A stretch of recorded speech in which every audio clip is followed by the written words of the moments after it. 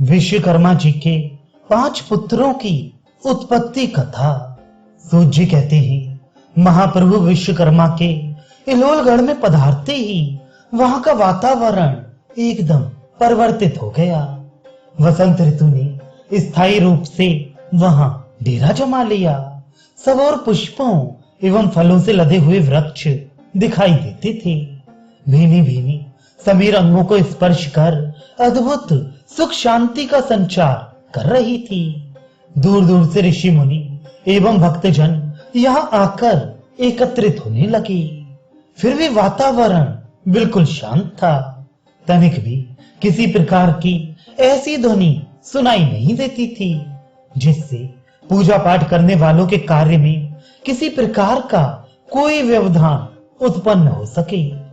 इस पर्यावरण की शुद्धता एवं पवित्रता के कारण कहीं भी किसी प्रकार का कोई रोग या व्याधि दिखाई नहीं देती थी। इसके विपरीत असाध्य रोगों के रोगी भी यहाँ आकर सदा के लिए निरोग हो जाते थे। सर्वत्र सात्विक वातावरण था। सब ओर देव ध्वनि एवं मंत्रोच्चारण सुनाई देता था।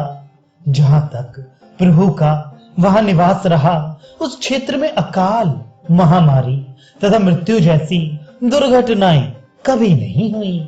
वहां रहकर प्रभु वास्तु पुरुष तथा अन्य ऋषि मुनि लोक कल्याण के लिए तपस्या करते थे। कुछ समय पश्चात आदि नारायण ने अपने धाम को लौट जाने का निश्चय किया। उनके निश्चय को सुनकर इलोलगढ़ के निवासी ऋषि मुनि आदि अत्यंत दुखी हो नेत्रों में आंसू भरकर प्रार्थना करने लगे। हे प्रभु, आपने यहाँ पधार कर तथा इतने दिन निर्वाह करके हम लोगों को सनाथ एवं निर्भय कर दिया है। यदि आप हमें छोड़कर चले जाएंगे तो हम सब लोग फिर से अनाथ हो जाएंगे। संपूर्ण प्रांत पुनः निर्जन हो जाएगा। इसलिए हे कृपा निधान, आप इस स्थान को अपना स्थायी निवास बनाकर हमें कृतार्थ कीजिए।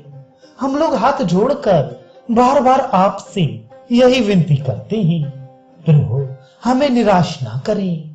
ऋषि मुनियों के ऐसे दीन वचन सुन प्रणतपाल प्रभु ने उन्हें समझाते हुए कहा, हे भक्तजनों, मैं तुम्हारे कष्ट को समझता हूं। मैं यहाँ केवल तपश्चर्या करने के लिए आया था। अब उसकी अवधि समाप्त हो गई है, इसलिए मुझे अपने धाम को लौटना ही पड़ेगा। यहाँ से जाने से पूर्व मैं तुम्हें ये आश्वासन अवश्य दे जाना चाहूंगा कि यहाँ रहते तुम्हारे ऊपर किसी प्रकार की कोई विपत्ति नहीं आएगी। किसी प्रकार का भय तुम्हें आकर नहीं घेरेगा। यदि अब भी तुम्हारे मन में कोई संशय हो तो मुझे बताओ, मैं उसका निवारण करूंगा। यदि कोई इच्छा हो तो निशंक होकर कहो, मैं उसे पूरी करूंगा। प्रभु की यह अमृतमयी वाणी सुनकर वहां उपस्थित ऋषि मुनियों, देवताओं तथा अन्य लोगों का शोक कुछ कम हुआ।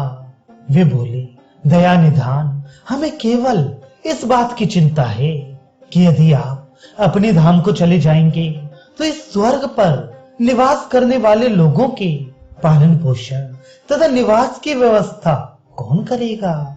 उनके सुख साधनों का निर्माण कौन करेगा?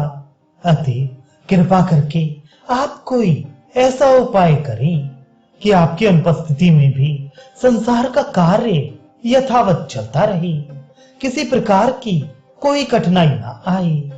अपने परम भक्तों की युक्ति युक्त बात सुनकर विश्व के कल्याण के लिए विश्वकर्मा ने अपने 5 मुख से 5 पुत्र उत्पन्न किए।